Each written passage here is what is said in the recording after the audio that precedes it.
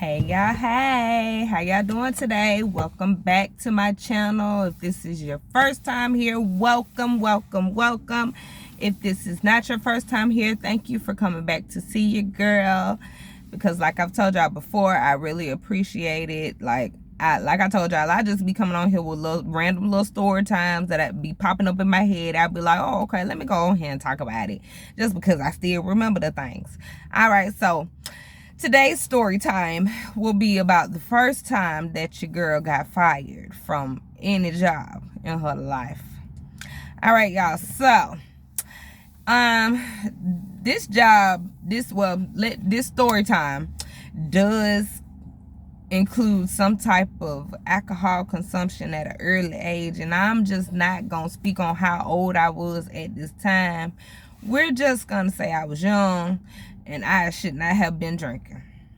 All right, I was working at the Rave at this point in time, and everybody wanted to work at the Rave. Like, the Rave was a movie theater that we had down here. They changed it to AMC now, but it was a movie theater that we had down here, and the only perk of working at this movie theater was that you were able to watch movies at midnight, the night before the movie comes out, and so you're able to see it before anybody else. But other than that, it really wasn't a perk working there. Other than that, for real, like, yeah, I should have stayed where I was.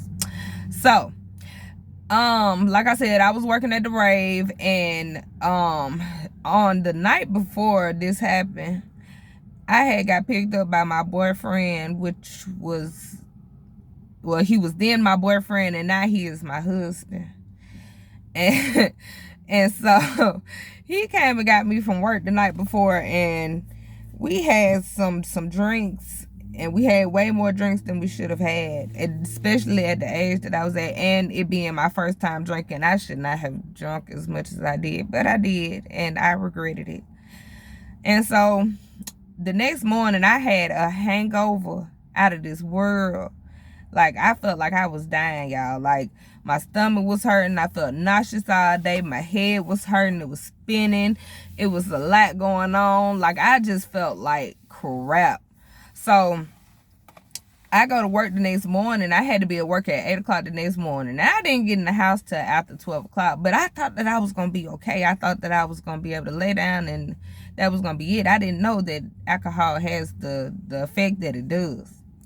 So I go to work the next morning at 8 o'clock. Like I said, I'm feeling sick the entire time. I'm asking my manager probably about 12 if I can go on break, just so I can go sit down and try to maybe calm this down, lay my head down for a minute. Maybe that'll help some. Like, because I don't know the effects of alcohol at this time. So I was just winging it. All right, so I asked my manager could I go on break at 12, but they had a big rush that came in at 12, and so I didn't take my break at 12 o'clock. I held out to help my coworkers, because that's the type of stuff that I have been doing since I've started working in the work field. So I didn't take my break when I was supposed to take my break. I took my break maybe about 2 hours later, because that's how busy they had got. And I just couldn't leave them like that, knowing that we were short-handed that day. I was like, nah, let me go ahead and go help my coworkers. So I took my break about 2 something. I go in a theater, and I go lay my head. I close my eyes for a minute, just sit there, try to get myself together. And I set an alarm to make sure that I came back from break on time. And so when I came back, I went back from break on time. Y'all, so I worked the entire day. I was there from 8 o'clock that morning to 9 o'clock that night at a very young age. I ain't gonna say how old I was. So, I get called in the office probably about 8:30, 8:45, and my manager, she calls me in the office, and she was like, yeah, you were told to take your break at about 12, and it was about 2 o'clock, and we couldn't find you. And I was trying to explain to this heifer, well, ma'am, I didn't take my break at 12 o'clock because we had a rush that came in. Like, you can run the cameras back and see that I did not take my break at 12 o'clock, that I was standing at this register at 12 o'clock when y'all had lines out the ass. I was over here at this register, ma'am. And so she was like, well, we don't have time to run the cameras back at this moment. Like I said, I'm young, so I don't know what's going on for real. And so she tells me, she was like, yeah, so we were looking for you for about 30 minutes at about 2-ish, and you were not able to be found. I said, yeah, because I took my break at about 2 because y'all were busy from 12 o'clock to 2 o'clock, ma'am. And so she was like, well, I need to ask the supervisors. But at this moment, we're gonna have to let you go because we couldn't find you at that time. And basically you were stealing time. And that's just like stealing $100 bills out of the register.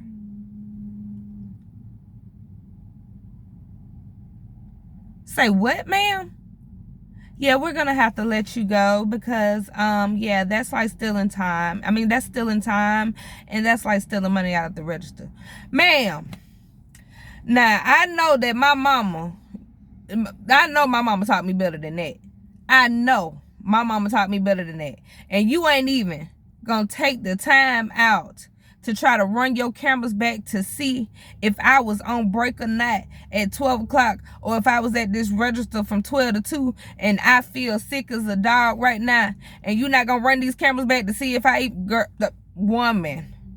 Y'all, I ain't gonna lie to y'all, I wish I would have stole $100 or $200-300 or something out of that place at that point in time, because you just accused me. I guess because you see this yeah, I know what I'm saying. You see this girl, you think, oh well, that's what we do, we steal. No ma'am, you're not finna label me like that. That's what you're not gonna do, because I worked over here at this other place for years and they ain't had no problems with stealing. That we not gonna do. You're not gonna label me. Y'all, I was so over it, I called my mama, told my mama to come get me, because my mama didn't want me to work over there anyways. My mama felt like that it was too far away from the house for you to have to work all the way over here for $5.25, because at the time minimum wage was $5.25, and I'm driving 30 minutes at a time to get back and forth to this place, and you gonna fire me talking about I'm stealing $100 bills out the register. Ma'am, if you don't go have several seats. I wish that the stuff that I know now as an adult, I knew then as a teenager. Because some of that stuff that I went through as a teenager, y'all, I would not have put up with that. If I would have known, they would have had a lawsuit on them. Because no, ma'am, you're not gonna label me as a thief talking about that's like stealing $100 bills out the register, ma'am. Well, y'all, that was my story time today about how I got fired for the first time.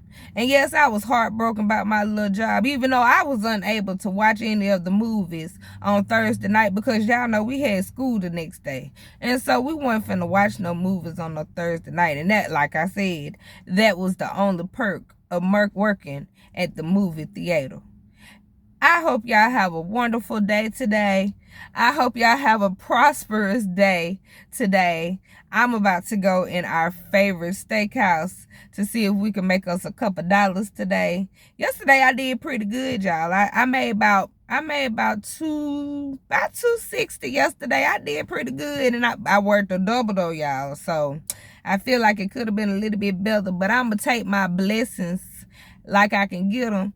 So y'all have a wonderful, prosperous day. And let's just hope that our lovely steakhouse lets me be great. Y'all have a good day.